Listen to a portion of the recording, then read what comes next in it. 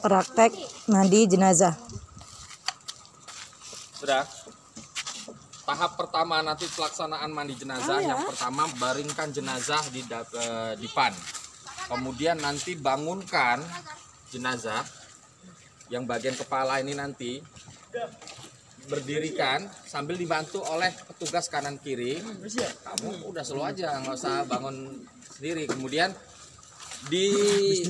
diurut perutnya sehingga keluarlah kotoran-kotoran dari anusnya. Sudah. Nanti petugas yang sebelah sini membersihkan bagian duburnya, tapi kan dalam keadaan memakai sarung tangan. Jadi nggak usah jijik kalau ada nya.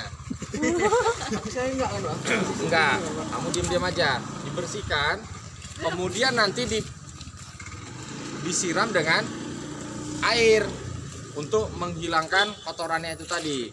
Kemudian setelah selesai, tidurkan lagi. Nah, kita mulai dari menyiram anggota wudhu yang sebelah kanan. Anggota sebelah kanan berarti disiram dari kepala,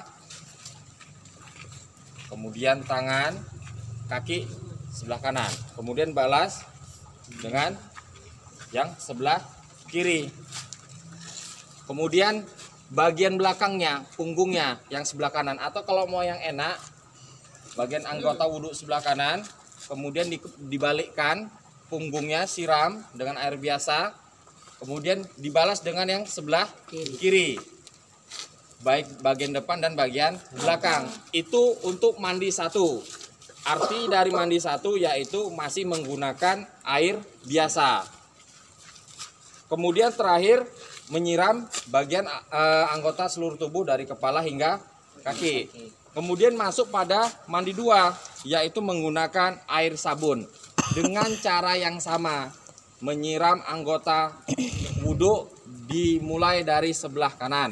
Siram dari kepala, tangan, kaki yang sebelah kanan, kemudian punggung digosok-gosok.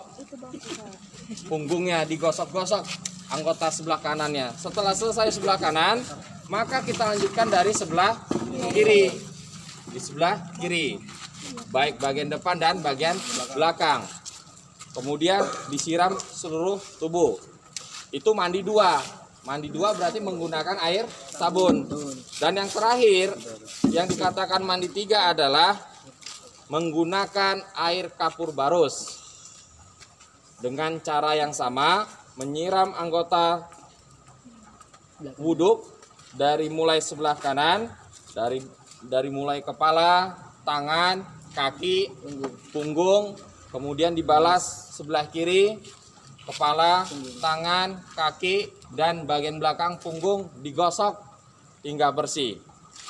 Kemudian selama memandikan jenazah, ini jenazah laki-laki ini harus ditutupi dengan kain basahan. Jadi ini kebetulan karena orangnya masih hidup pakai celana boxer. Tapi kalau nanti dia sudah meninggal nggak pakai celana boxer, tapi nanti pakai kain basahan yang menutupi dari mulai pusat hingga lutut. Tapi kalau untuk jenazah perempuan dari mulai batas leher atau bagian dadanya hingga ujung kaki.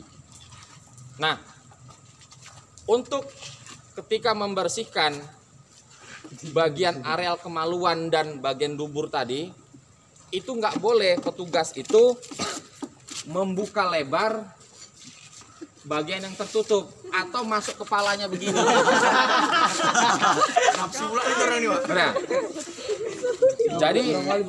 jadi hanya sebatas karena ada 3 petugas, satu memegangkan kain basahannya, yang satu membersihkan dengan menyiram air. Nah, setelah itu selesai, setelah mandi 3, baru dihanduki, dikeringkan dengan handuk. Enggak seperti kita yang masih hidup, cukup umpamanya ini kain, saya ambil contoh ketiaknya. Bukan hitam. Jadi cukup begini ya. Nah, ya, kayak gini. Jadi enggak begini, Nggak begitu. Paham ya kira-kira ya? Semir. Nah, setelah itu baru ambil kain panjang, baru diangkat ke dalam untuk dikafani. Nah, apakah harus mandi satu menggunakan air yang biasa tanpa ada campuran? Nggak mesti. Bisa yang pertama dimulai dari air sabun, mandi duanya kapur baros, yang terakhir dibilas dengan air bersih biasa. Bisa, tidak ada masalah. Nah, apa fungsinya pakai air, kapur baros?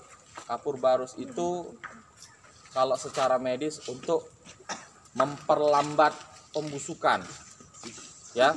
Jadi kalau umpamanya jenazah yang sampai bermalam dengan dimandikan jenazah itu mungkin memperlambat atau ya mengurangi rasa bau, karena wangi dari kapur baros ini harumnya khas. Jadi itu fungsinya untuk secara medis. Oke, kemudian